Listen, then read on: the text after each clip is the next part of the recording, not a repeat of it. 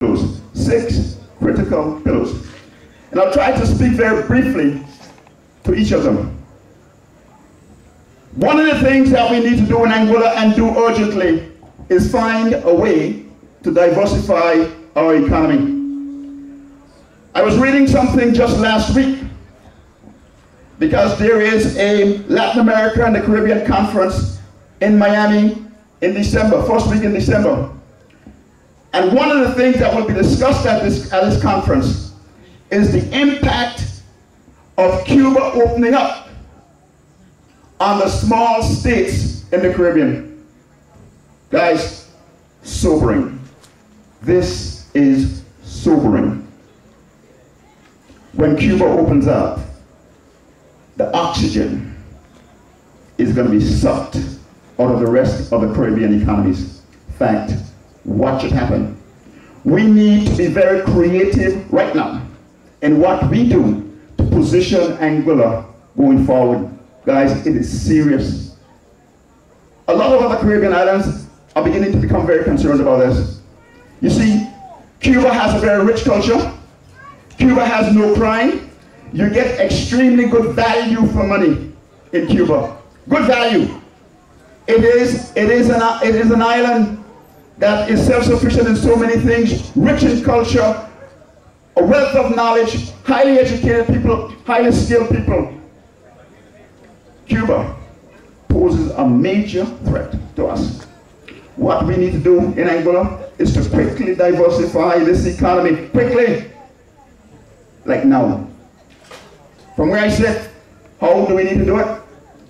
One of the challenges that we have is that upmarket tourism, as we've been speaking about for some time, is changing. If a rich tourist want to die, they can do that anywhere else. They don't need to come to Anguilla.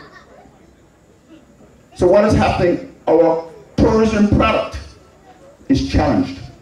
Our tourism product, the value of that tourism product is going to be reduced. So what we're going to find is that we will probably have medium to high tourism at best, which is why we are seeing the likes of Captaluca convert from being a high-end 5-star hotel to being a villa property.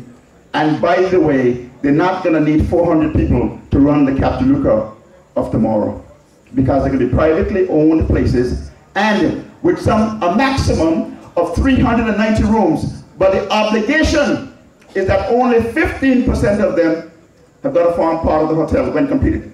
When completed. So at any time, whatever number of units they have, up to a maximum of 15% will be part of a hotel. The rest of them are going to be private villas.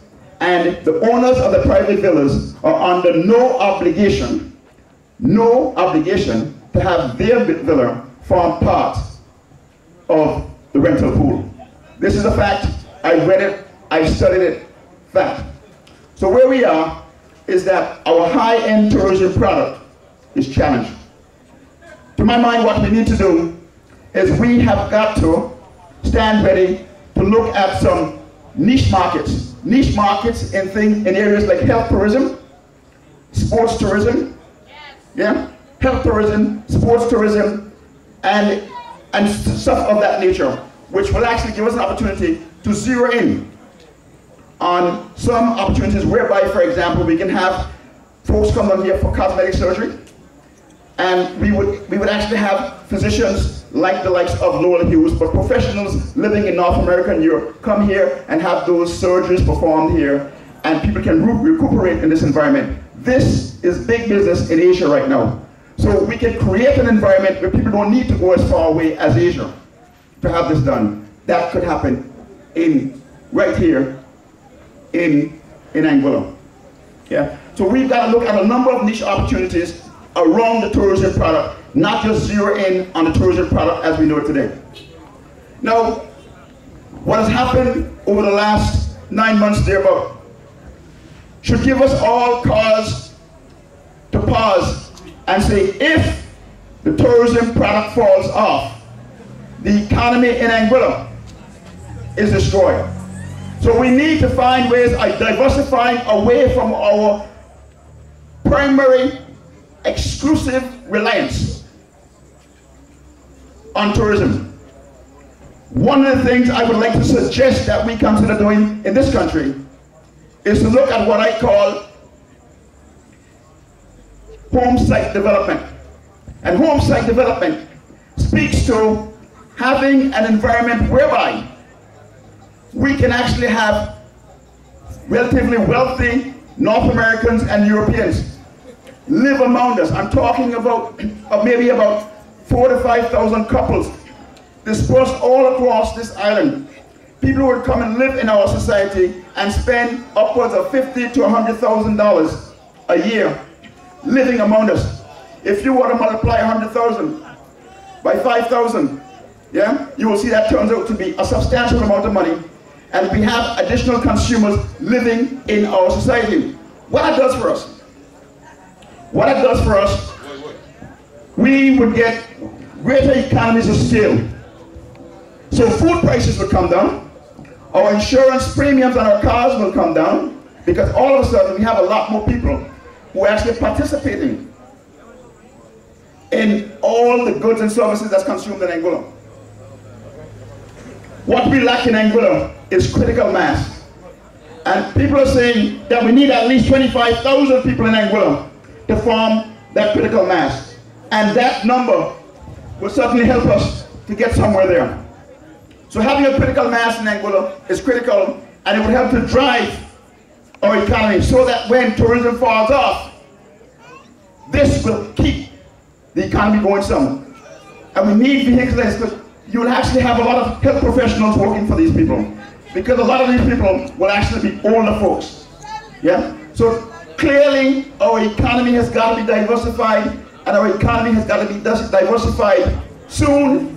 If we don't do that, we're clearly going to have some major challenges. Now, I'm not going to bore you with all the details of the economic plan, but I think we can see where I'm taking this. If we speak to the issue of the social challenges that we have, you, like me, you are concerned about the increased crime that we have in Anguilla. I am very, very concerned. We have a record right now, and it's not one that we can be proud of.